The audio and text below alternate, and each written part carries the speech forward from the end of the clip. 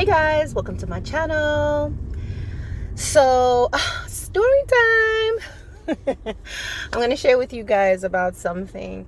I was watching a video and it was on the Deliverance and Breakthrough channel. It's one of the few channels that I do watch. And they were talking about the incubus and succubus spirit, like a spirit spouse. Well, I've heard of that before. I'm not sure where they got the term from, incubus, succubus. I don't know where it comes from. I'm still reading the Bible through, so I'm like, maybe it'll pop up in there somewhere or something that makes sense.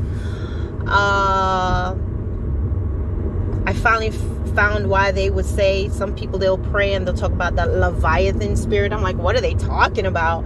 But then I read in the Bible about Leviathan, okay? It's like some sort of a dragon that is at the bottom of the ocean, something like that. You gotta read your Bible. There's a lot of exciting stuff in there. If y'all don't read it, you're gonna miss out. And you have to read it in order to really get it. So anyway, as I was listening to that video, I was just prompted to talk about an experience that I had while I was dating someone. You were in a serious relationship and everything. And of course, we were fornicating. And so, we'll just have times where he'll, spend time with me, or I'll go spend time with him. And guys, I start to experience some things. And it wasn't immediately, but it was like eventually, as we got more and more serious in the relationship, I started having experiences where I was literally being yanked away from him. So it's like we'll be sleeping and I feel myself being yanked, like I'm being pulled off the bed, yanked off the bed, okay? And I feel like I'm being yanked, but guys, I wasn't going anywhere. When I would wake up, I was still right there, but I would feel myself being pulled viciously away from him, yanked over to the side of the bed on the floor. And I'll be fighting, in my, what feels like a dream or something, but it felt so real. And when I wake up, I realize I'm still right next to him. And so there was just a time where this was going on constantly, like demonic manifestations. And let me tell you, the way that I was being yanked away from him was like it was like you can feel the hatred for me. And it really felt like how a woman will pull you from her man. That's how it felt, guys. No lie. There are other things that I will share with you guys about my supernatural experiences. It wasn't a dream. It was like I'm there, but I'm literally feeling myself being pulled. And what I came to realize later, as the Lord let me know, was there's a lot of doors open. Number one, I'm not going to say, I was a victim. I was not a victim. I was sinning. And when you sin and when you are fornicating with someone, whatever you're doing with this person, whatever attachments or whatever is attached to that person and you, it's all getting all mixed up. So sometimes it can't even, let's say if sometimes you could be messing with a person or sleeping with someone that's sleeping with other people. And those other people are connected to other people. And each person is living a certain type of life that opens up the door to unclean spirits, to demonic spirits. Guys, the biggest edge that demons have on humanity is that people don't believe in them. People don't believe in them. And maybe there are just a few individuals that may experience it, and then what society wants to do is medicate you and tell you, oh no, that's blah blah blah. Why? Because number one, fear. Nobody really wants to believe that, because to believe that means I have to believe in other things. And also, they're gonna medicate them and say they're crazy or whatever, or people just don't talk about it. But there are things, guys, that I will tell you later on as the Lord allows me to share about things that I've experienced that let me know, oh my gosh, the darkness exists. They are real. When I talk about having tangible, fully awake experiences, I'm going to tell y'all about that, but I only share testimonies. I don't just get on here and just talking randomly. Only as the Lord allows me to share, I will do that. So, yeah, I was like, lots of demonic things was going on. I mean, I was having dreams. Another time I was having dreams about, it was like this face. It was this horrible looking face that was like in my bedroom, and it was under my bed looking at me, but it looked like the eyes were really wide and just evil. The eyes were big, you know, those types of faces that will scare you, like that. I'm doing it like you can see it, but if you could imagine, like like the eyes were big, there's this evil look, and it was just a face, guys. And that thing was under the bed that we had fornicated on many times. It was like, it just looked at me and it just went under there, you know. And that was like, and it was just so real. I was having dreams like that. It was just constantly. And then on top of it, just this physical attack, pulling me off of him, pulling me away from him. Because, you know, back then I used to be all booed up and snuggling and all of that. And I would feel myself being yanked from him. And he would never be experiencing anything. Guys, it wasn't like a pulling away, like it was a hatred. I couldn't even say that it was, you know, I could think the flip side and say, well, maybe it was something that was attached to me. And no, it didn't feel like nothing like that. The way I was being yanked away from him was like how a woman or somebody that's like, get off my man. That's how it was. And I remember talking to him about it, and, you know, he didn't seem to really know. He didn't have anything really to say about it. But then I remembered, not at that moment, but actually not long. We had been broken up way after this point. But one of the things that I remembered was him sharing with me how he used to have where he'll be waking up and feeling like a presence in the room at his place, or feeling as if something's trying to have sex with him. And so I don't know the details. I don't know how long that went on, to what degree, what his position on it was.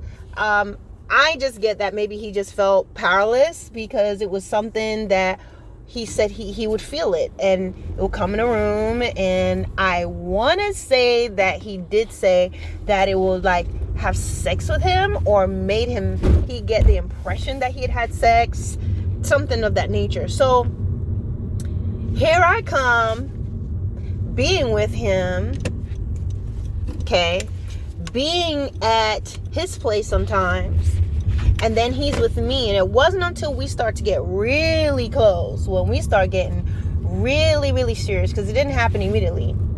But during that time, we're having a lot of problems in the relationship as well, too. So we're having lots of issues in the relationships. A lot of conflict was going on during that time. And then I was being yanked off of him, like, get off my man. Get off my dude. He's mine. If I can add some narrative to that, that's what I would say. Because that's how it felt. So guys, sometimes, look, and we eventually ended up breaking up, because then there were just things that was coming up in the relationship that was just like, this is crazy. You know, we've talked about these things. We have agreed that we share the same core values on certain things, and all of a sudden there are all these issues. But what the Lord, he revealed so many things to me about that. And it wasn't about God never just be like, oh, it's all their fault, it's them, you're the victim. No, he doesn't talk to you like that. The Lord is going to show you where you went wrong. He's going to show you what's going on, and he's going to show you where you went wrong. And so with me, that's kind of how it was. There were just a lot of connections that he still had going on. And so there are a variety of other things, things that I did not know about that the Lord revealed to me. And as he was actually revealing things to me while I was in the relationship, but I wasn't sure, and I'd allow myself to get talked out of it. But the supernatural is very real. And when you're having sex with somebody, it's not just sex. You can call it sex, making love, whatever it may be. You're connecting in spirit. And if that person has any outside situations going on, situationships as they call them, and anything, it could even be conversation, because talk is spirit. That's why the word of God says death and life is in the power of the tongue, and those that love it shall eat the fruit thereof, because words have power. So could be side conversations, could be other things, could be that, hey, they're sleeping with other people.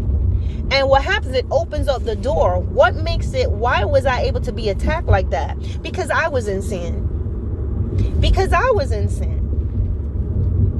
Now, sometimes you could be married to somebody and they're doing things, and then you start getting these attacks. But the thing is, they're not attacking you because you're in sin, but you're still connected to this person who's bringing sin in the house. And so what will happen, the Lord will begin to give you revelation and begin to show you, hey, something's wrong. A lot of times before you even get to that point, God would have already been showing you that this person is not who they say they are. How? You catch them in lies. You catch them in certain things that, what's going on is the person is doing stuff, but in the supernatural part of it is they're feeling you out too. So, you let them get away with that. Okay. Next, let's take it to the next level. Let's take it to the next level. Let's take it to the next level. And so you find yourself in this place where, you find yourself in this position where you're experiencing these supernatural things going on, sleeping and being attacked, being dragged, being pulled. Oh, let me tell you this other one too that happened. So me and him, we're there trying to get things right, or okay, we don't want to fornicate, we don't want to do wrong, and we're trying to change things up. And so we said, we're going to fast together to change some things. Man, did that. I just finished talking to him on the phone. Guys. And I was sitting, laying on my bed, and the light was still on because I literally just dozed off. Sorry about that. And as I dozed off, I felt myself being pulled. This is, again, another thing when I was going through this stuff. I felt myself being pulled by my feet, like in this hateful way, being pulled.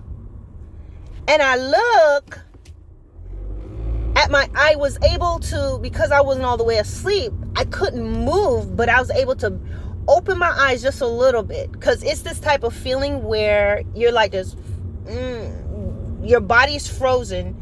Whenever an unclean spirit comes to you, it is a terrifying feeling. People that want to be smart and don't want to really accept certain things will call it, oh, it was sleep paralysis, you're somewhere between sleep and waking, and they want to tell you that because they don't want to know what it is. So let's say something else. So, man, so I doze off and I feel this hateful, like, yanking me. I feel like my feet were just being yanked, like, in this way. So I'm frozen, and I'm like, I could only barely open my eyes because I had no control. Because when that spirit comes, there's it takes it, like, you can't move, you can't talk, and you're frightened the entire time. The thing about it is, it's this fear of terror that comes over you.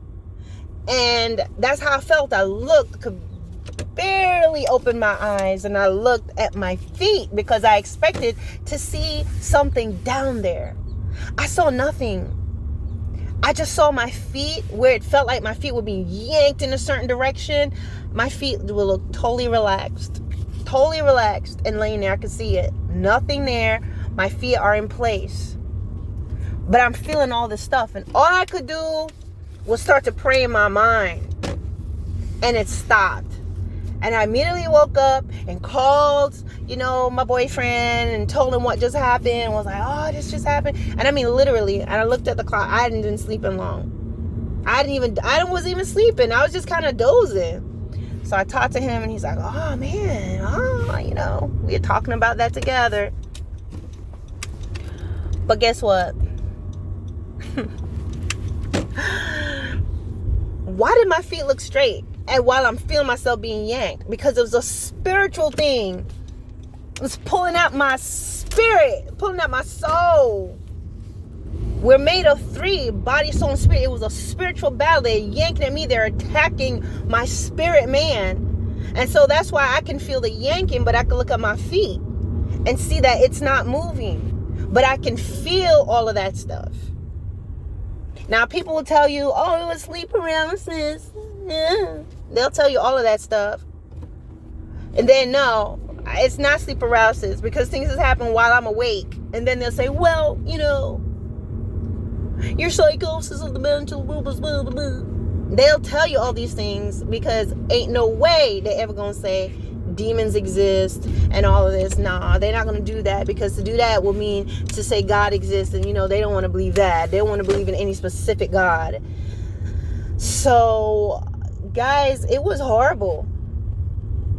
I wasn't taking drugs. I wasn't under the influence of alcohol. I was not taking any medications like that. I'm active duty in the military, leading my section, doing my job, running, exercising, friends, all of that. And that happened to me. So the whole purpose of this is to let you know that sometimes that person can have a spiritual spouse. Sometimes that person, the reason why they can never be in relationships and it doesn't last, they don't mind having sexual connections. I'm not speaking necessarily about my ex, but what I learned and what God showed me is that sometimes, number one, sin is going to open you up to all types of stuff. And then the other thing that was brought to my mind was spiritual, I'm sorry, I have to go somewhere else. Spiritual spouses. And it's not that that person makes a covenant with a spirit, but rather the person opens up themselves through sexual tryst. If someone's a sexual deviant, it opens them up. And somewhere down the line, sometimes something may have happened in that person's life, like probably very early in their lives, and a door was open where a particular spirit attaches itself to that person. The Bible tells you when an unclean spirit is cast out, it goes around, I didn't even see her. It goes around seeking a place of rest. And so when it cannot find a place of rest, it says, you know what? I'll go back to the place where I was dwelling. So particular spirits can attach itself to a person because sometimes that spirit entered into that person because of certain things. It could be trauma, negligence, bitterness, unforgiveness, sin, certain types of sin. Sexual sin will open you up to a lot of stuff, guys. And so that particular spirit will attach itself to that person throughout their lives and throughout their relationships. The spirit may like sex, joining up with other people, having that type of thing with other people, but it does not want that individual to be committed to anyone. So strange enough, if that man or woman marries somebody, there's still going to be problems in the marriage, because that spirit is going to be operating within them. It's not that they're powerless, guys. I want to put it like that. It's certain things that they're doing and choosing to do why the spirit can operate in them. And they follow their impulses and their lust. So they'll be sleeping around, doing all these different things. Anger, as another thing, could tie itself to somebody, and they go through their life destroying other people, being abusive, doing all of these things, can't be with anybody, can't control their anger, because this particular spirit has attached itself to them. So they live their lives a certain way, and whoever's with this person, they go through a lot of terror and a lot of things because of the spirit attached to them. So the same thing with those who have a spiritual spouse, if you want to say it, basically an unclean spirit of lust. What is going to happen is they will have had many relationships, a lot of sexual experiences, people that they've slept with, people that they may be talking sexually with, people that they had one night stands with, people that they may like looking at pornography, they may like looking at and having certain type of conversations. But when it comes to closeness, there's going to be flare-ups. Things are going to happen to keep that individual from being able to really have a true committed relationship, because it attaches itself to that person. Okay? And also, those individuals,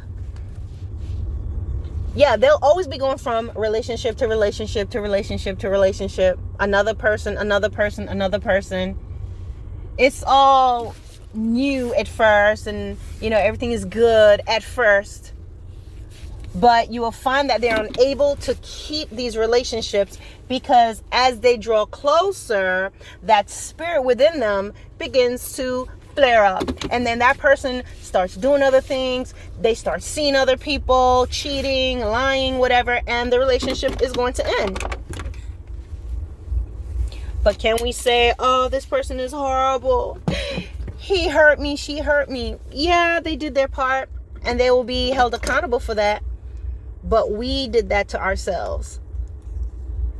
We're in a society that preaches and teaches that fornication is not a big deal. They'll tell you, as I have heard in churches, that as long as you guys have the intent to marry and you're in a committed relationship and you're not sleeping with anyone else, then it's okay. But it's not true. And TV shows that, right? Everybody's living together, sleeping together, it's okay. So you begin to think, oh, I'm being a prude by trying to do things the right way. No, you're not. You're saving yourself a lot of heartache, and people's not drinking the milk before buying it. Because after that, it's be like, I already had this. Why do I need to buy it if I'm getting it free? And then you get married and it's like, meh, we've done this already. So, and what it does, guys, something that I've learned is if we're in the habit of taking things and doing things, especially as believers, okay, as Christians, believers in Christ, if we're in the habit of taking things before the time and doing things ahead of God, we're used to breaking the laws, we're used to breaking his principles. You will do the same thing when you're married. If the person was not willing to wait, that means they like stolen melons. You know what I'm saying? They like to do things that's wrong and, oh, we shouldn't do it, but let's do it. A lot of times, that person will be having an affair. Because now you've done things right, everything's tied down, but you're used to kind of doing things doing things outside of the natural order of things. So there will be a tendency, could be the wife, the husband, whoever, they can just be like, well, I want something else now. I'm all settled down with her or him, and we've done everything under the moon already. So someone else looks brand new, and there's already that tendency to do things unlawfully, to take what is forbidden and wrong, to do it, to make it your own, to change the narrative of what God's law says, to satisfy the flesh, or just to do it regardless. Then there could be problems in that area, because you've married a person or in a relationship with a person that has a connection to a spirit, an unclean spirit that must satiate its lust. And what else could happen once you get married? That person is having so much sex with you. They just doing it constantly, and it's just lust. It's not, yes, you have a husband and wife now that you can have all this, have all the love making sex to your content, but it's to a point where it's not honored. It's just sex. That's what it is. I'm just having sex, and the person will be wearing you out just to satiate that lust. And they'll do that, and some of them will do that because really they want other people, and they're trying to, maybe they'll think, okay, I'm trying not to mess up, so I'm just going to have all the sex I can with my wife or my husband as many times. And I could just imagine that spirit would take them where they start to imagine their spouse being someone else. And when that's not working anymore, then they're going to be like, well, I'll just have somebody outside the marriage. But let me bring it back home, guys, to my story. That's what happened to me. And a lot of lessons were learned. I did not know anything about why that was happening at the time. But once the Lord brought me full circle to himself and sat me down and was teaching me different things, and I was pouring out, and he was talking to me and dealing with me, and just, he'll break you down to ground zero and build you back up again. He began to give me the understanding of why those things had happened to me, what was going on, the fact that this person had many other connections, which turned out to be a lot of things was revealed much later on in the relationships, as far as a lot of little things that was happening behind the scenes. And so therefore, because of that and other things, other connections, sometimes that man is connected to, or that woman is connected to other people in their lives. And trust me, everything trickles down. Everything trickles down. So guys, let me go. I don't know if you've heard my stomach growling a few times. I'm sorry. It is growling. I feel it while I'm doing this video. And the microphone on this thing is like hyper. It can hear everything. So I apologize ahead of time. But anyway, guys, just what do you all think about this? Have you had any experiences like this? Feel free to comment below. If you have questions that you may not want to put down in the comments, then go ahead and hit me up on my YouTube email. All right, guys. Peace.